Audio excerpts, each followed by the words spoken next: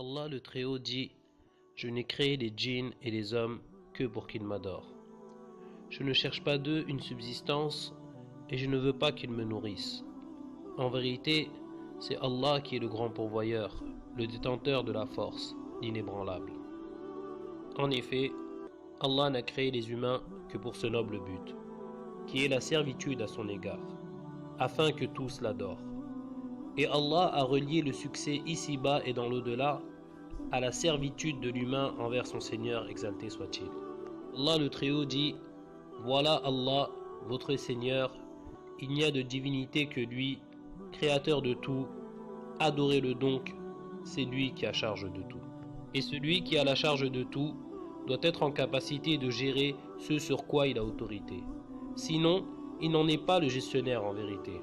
C'est pour cette raison qu'Allah est le puissant. Les créatures quant à elles sont faibles. Les créatures sont pauvres. Allah quant à lui est le riche par excellence. Les créatures sont dans le besoin. Allah quant à lui est le grand pourvoyeur en abondance. Alors chers frères et chères sœurs en islam, observe la grandeur de ton Seigneur le Très-Haut. Il t'arrive de traverser les heures de l'affliction, de la diminution dans la subsistance, des heures où tu es accablé. Il se peut même que tu ne trouveras ni dinar ni dirham. Qui donc pourvoit à tes besoins dans ces moments-là? Oh Allah! L'un d'entre nous se lève le matin avec une maladie, puis il faiblit. Il court alors à droite à gauche, recherchant un médecin, un spécialiste. Aucun d'entre eux ne peut faire quoi que ce soit, si ce n'est par la permission et l'ordre d'Allah. Un homme à qui son droit lui a été pris injustement, ses biens lui ont été confisqués par autrui. Qui détient le pouvoir de lui rendre ses droits? Oh Allah!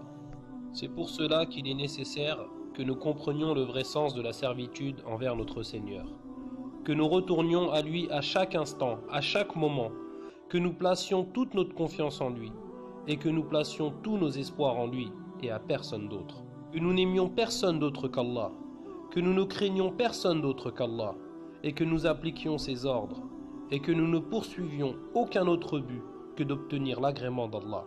Et si nous parvenons à faire cela, nous obtiendrons alors le succès ici-bas et dans l'au-delà. Ô serviteurs d'Allah, craignez Allah et ne mourrez qu'en étant soumis. Le vrai croyant, c'est celui qui répond favorablement aux ordres de son Seigneur. Le vrai croyant, c'est celui qui, lorsqu'il est appelé à accomplir la prière, y répond favorablement. Et lorsqu'il est appelé à donner l'aumône, il y répond favorablement. Quel que soit l'ordre, il dit: Nous avons entendu et nous avons obéi. Et voilà ceux qui réussissent.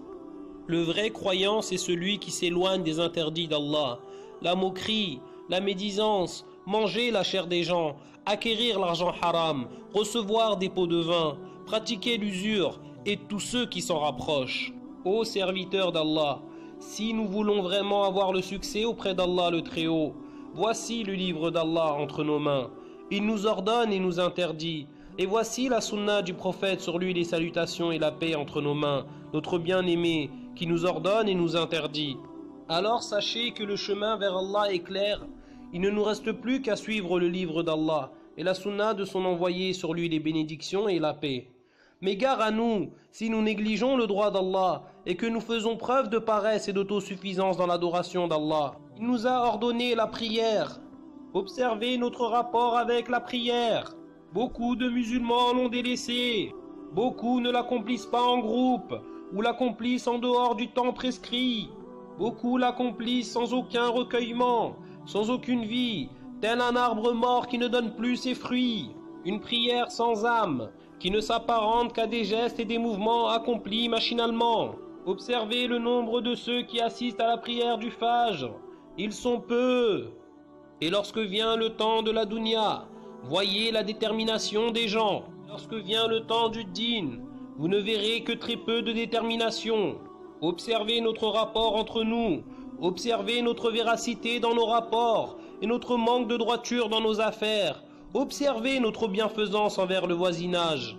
Nul doute que nous sommes dans un besoin urgent de comprendre que le fait de répondre favorablement aux ordres d'Allah représente la véritable servitude, celle par laquelle nous serons agréés auprès d'Allah.